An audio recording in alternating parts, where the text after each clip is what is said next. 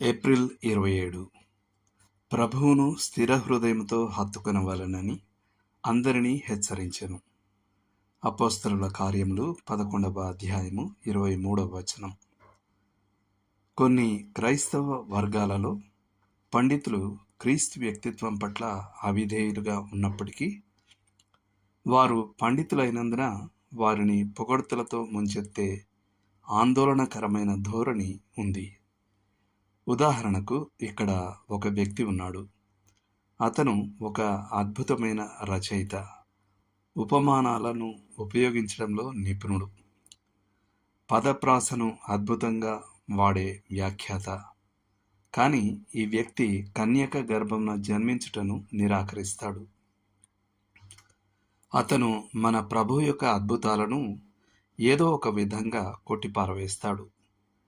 అతను రక్షకుని అక్షరార్థమైన శారీరక పునరుత్థానాన్ని తిరస్కరిస్తాడు. అతను యేసును ప్రపంచ వీరుల ప్రదర్శనశాలలో ఒక స్థానాన్ని పొందవలసిన వ్యక్తిగా పెద్దరికం చూపిస్తూ మాట్లాడతాడు. అతనికి యేసు అనేక మంది వీరులలో ఒకడు మాత్రమే. వాస్తవానికి ఇది తేలికపాటి పొగడ్తతో దేవుని కుమారుని తక్కువ చేయడం వంటిది. ఈ వ్యక్తి కేవలం ప్రభువుకు నమ్మకంగా లేడు. అలాంటప్పుడు ఇలాంటి వ్యక్తిని అతని అద్భుతమైన పాండిత్యం కోసం క్రైస్తవులు సమర్థించడం దిగ్భ్రాంతికరమైనది. వారు నీళ్లు నములుతూ అతని మేధో పరాక్రమాన్ని పొగుడుతారు మరియు క్రీస్తు పట్ల అతని విపరీత బోధలను తేలికగా తీసుకుంటారు. వారు అతనిని ఒక గౌరవనీయమైన అధికారిక వ్యక్తిగా ఉదహరించడానికి మరియు తాము అదే పండిత వర్గాలలో తిరగడానికి ఇష్టపడతారు. క్రీస్తు శిలువకు శత్రువు అయిన వ్యక్తితో సహవాసం చేసినందుకు ప్రశ్నిస్తే ఆ నేరం యొక్క తీవ్రతను తగ్గించడానికి వారు పక్కదారి పట్టించే మాటలను ఉపయోగిస్తారు. సాధారణంగా అంతటి గుర్తింపు పొందిన అధికారిక వ్యక్తికి వ్యతిరేకంగా మాట్లాడడానికి సాహసించినందుకు ప్రాథమిక సత్యాలను నమ్మే బైబిల్ను విశ్వసించే క్రైస్తవులపై దాడి చేస్తారు.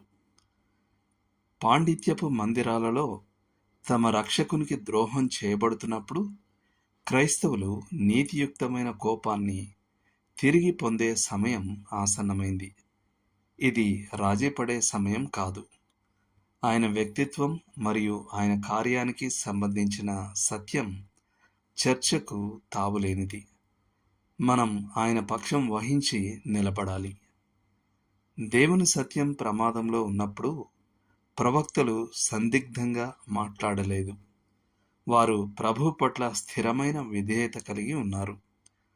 ఆయనను నిరాకరించడానికి లేదా చిన్నచూపు చూడడానికి సాహసించిన వారిపై తీవ్రంగా విరుచుకుపడ్డారు. అపోస్తలులు కూడా ప్రభువు మహిమను దోచుకోవాలనే ఏ ప్రయత్నానికైనా తీవ్రంగా ప్రతిఘటించారు. వారు వేదాంత ప్రపంచంలో కీర్తి కంటే క్రీస్తు పట్ల విధేయతను ఎంచుకున్నారు. హతసాక్షులు దేవుని కుమారుని పట్ల తమ విధేయతతో రాజీపడటం కంటే చనిపోవడానికే ఇష్టపడ్డారు. వారు మనుషుల ఆమోదం కంటే దేవుని ఆమోదం పట్ల ఎక్కువ ఆసక్తిని కలిగి ఉన్నారు. అన్ని విషయాలలో ప్రభు అయిన యేసు పట్ల నమ్మకంగా ఉండటం మరియు ఆయనకు తగిన సర్వోన్నత స్థానాన్ని ఇవ్వడంలో విఫలమయ్యే ఏ వ్యక్తికైనా లేదా దేనికైనా విరోధ సంబంధాన్ని కలిగి ఉండటం మన బాధ్యత. దేవుడు మిమ్మును దీవించునుగాక. ఆమెన్.